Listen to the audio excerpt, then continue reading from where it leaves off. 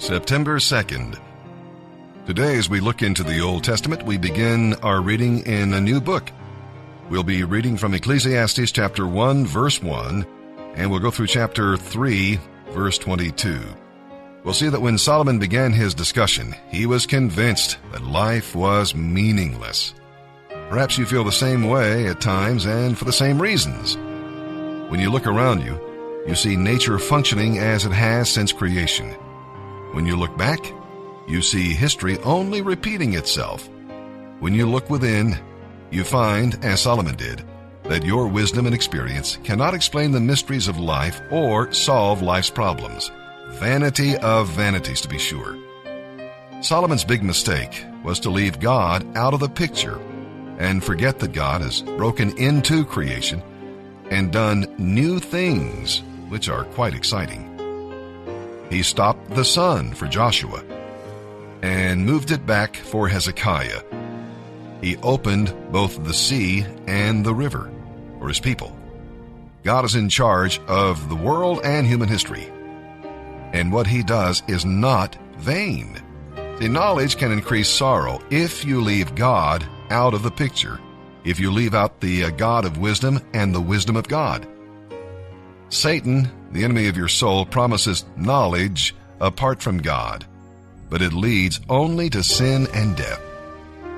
Be sure to grow in grace as you grow in knowledge, or knowledge will make you critical and cynical. And with that, let's begin our reading today in the Old Testament. September 2nd, Ecclesiastes chapter 1, verse 1, through chapter 3, verse 22. These are the words of the teacher, King David's son, who ruled in Jerusalem. Everything is meaningless, says the teacher, utterly meaningless. What do people get for all their hard work? Generations come and go, but nothing really changes. The sun rises and sets, and hurries around to rise again. The wind blows south and north here and there, twisting back and forth, getting nowhere. The rivers run into the sea, but the sea is never full. Then the water returns again to the rivers and flows again to the sea. Everything is so weary and tiresome. No matter how much we see, we are never satisfied. No matter how much we hear, we are not content. History merely repeats itself. It has all been done before. Nothing under the sun is truly new. What can you point to that is new? How do you know it didn't already exist long ago? We don't remember what happened in those former times, and in future generations, no one will remember what we are doing now. I, the teacher, was king of Israel, and I lived in Jerusalem. I devoted myself to search for understanding and to explore by wisdom everything being done in the world. I soon discovered that God has dealt a tragic existence to the human race. Everything under the sun is meaningless, like chasing the wind. What is wrong cannot be righted. What is missing cannot be recovered. I said to myself, "Look, I am wiser than any of the kings who ruled in Jerusalem before me. I have greater wisdom and knowledge than any of them." So I worked hard to distinguish wisdom from foolishness. But now I realize that even this was like chasing the wind. For the greater my wisdom, the greater my grief. To increase knowledge only increases sorrow. I said to myself, "Come now, let's give pleasure a try. Let's look for the good things in life." But I found that this too was meaningless. "It is silly to be laughing all the time," I said. "What good does it do to seek only pleasure?" After much thought, I decided to cheer myself with wine. While still seeking wisdom, I clutched at foolishness. In this way, I hoped to experience the only happiness most people find during their brief life in this world. I also tried to find meaning by building huge homes for myself and by planting beautiful vineyards. I made gardens and parks, filling them with all kinds of fruit trees. I built reservoirs to collect the water to irrigate my many flourishing groves. I bought slaves, both men and women, and others were born into my household. I also owned great herds and flocks, more than any of the kings who lived in Jerusalem before me. I collected great sums of silver and gold, the treasure of many kings and provinces. I hired wonderful singers, both men and women, and had many beautiful concubines. I had everything a man could desire. So I became greater than any of the kings who ruled in Jerusalem before me. And with it all, I remained clear-eyed so that I could evaluate all these things. Anything I wanted, I took. I did not restrain myself from any joy. I even found great pleasure in hard work and additional reward for all my labors. But as I looked at everything I had worked so hard to accomplish, it was all so meaningless. It was like chasing the wind. There was nothing really worthwhile anywhere. So I decided to compare wisdom and folly, and anyone else would come to the same conclusions I did.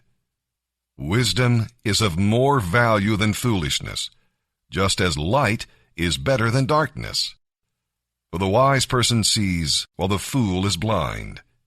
Yet I saw that wise and foolish people share the same fate. Both of them die. Just as the fool will die, so will I.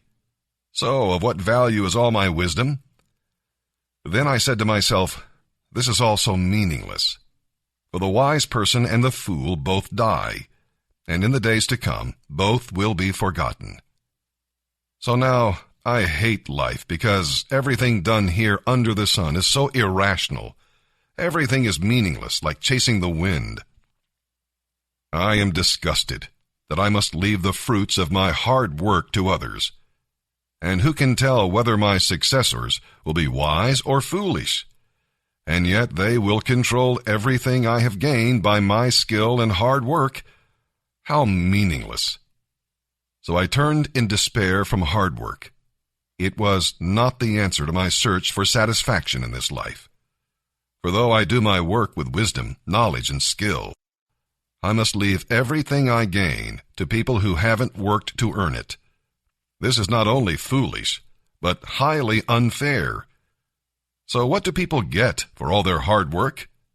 Their days of labor are filled with pain and grief.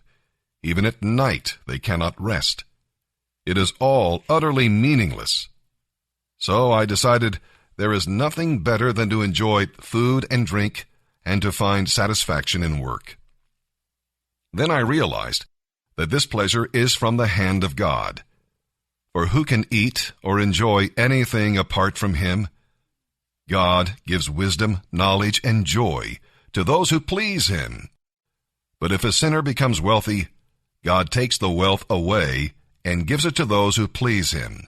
Even this, however, is meaningless, like chasing the wind.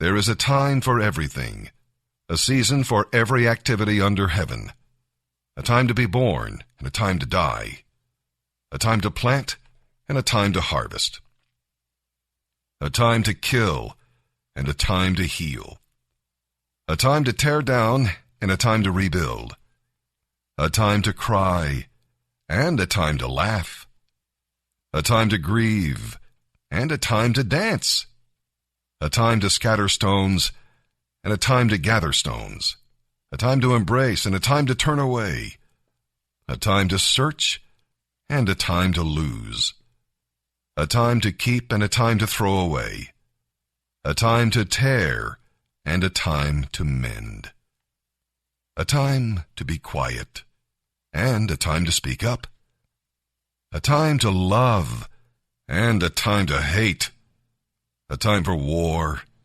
and a time for peace. What do people really get for all their hard work? I have thought about this in connection with the various kinds of work God has given people to do.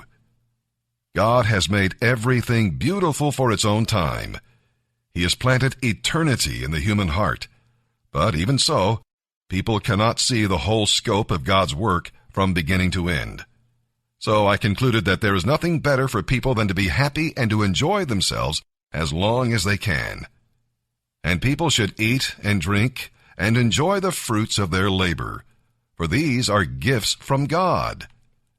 And I know that whatever God does is final. Nothing can be added to it or taken from it. God's purpose in this is that people should fear Him. Whatever exists today, and whatever will exist in the future, has already existed in the past. For God calls each event back in its turn. I also noticed that throughout the world there is evil in the courtroom. Yes, even the courts of law are corrupt. I said to myself, in due season God will judge everyone, both good and bad, for all their deeds. Then I realized that God allows people to continue in their sinful ways so He can test them. That way, they can see for themselves that they are no better than animals. For humans and animals both breathe the same air and both die. So people have no real advantage over the animals. How meaningless! Both go to the same place, the dust from which they came and to which they must return. For who can prove that the human spirit goes upward and the spirit of animals goes downward into the earth? So I saw that there is nothing better for people than to be happy in their work. That is why they are here. No one will bring them back from death to enjoy life in the future.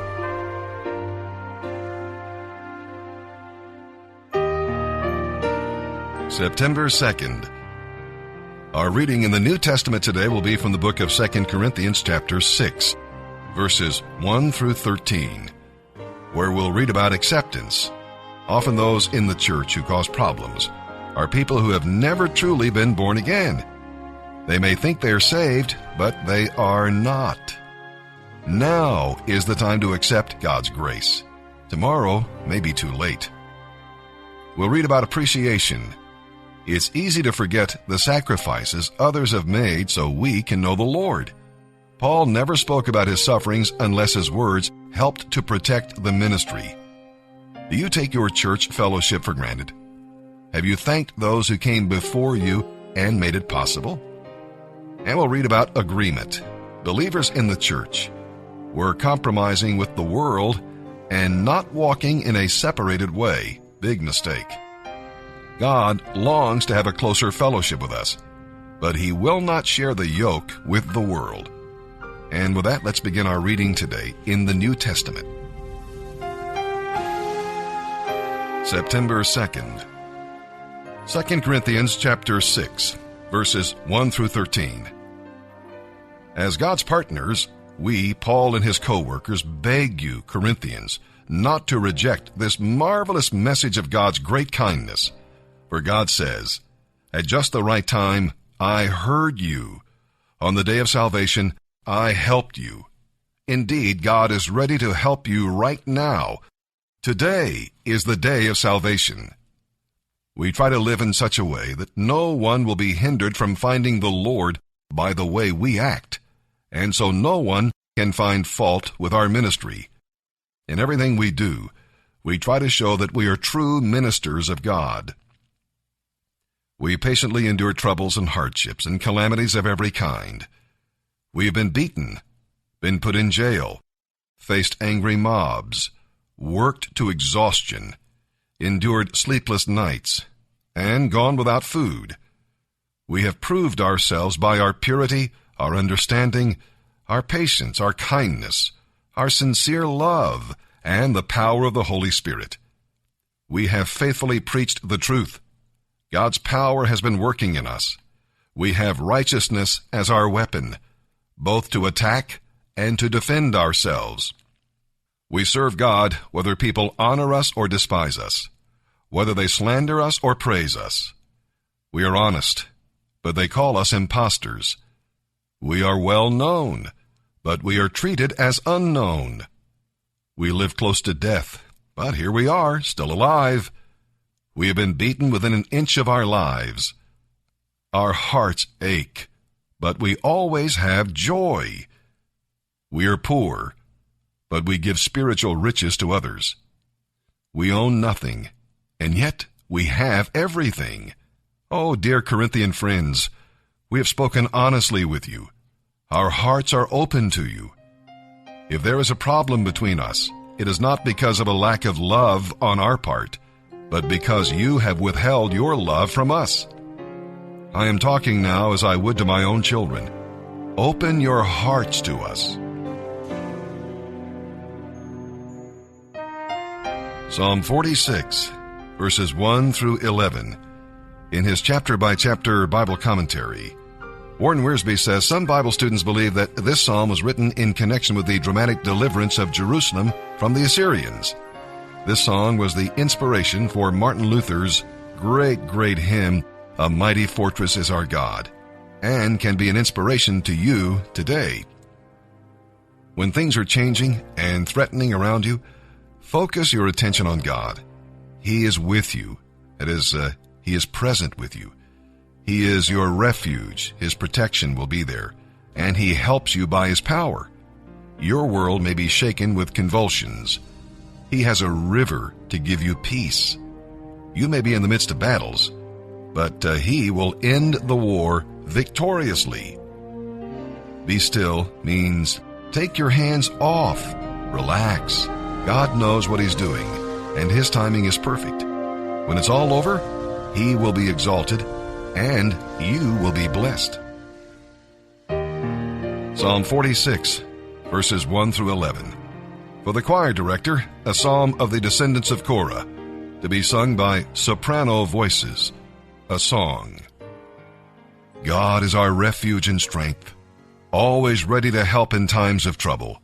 So we will not fear, even if earthquakes come, and the mountains crumble into the sea.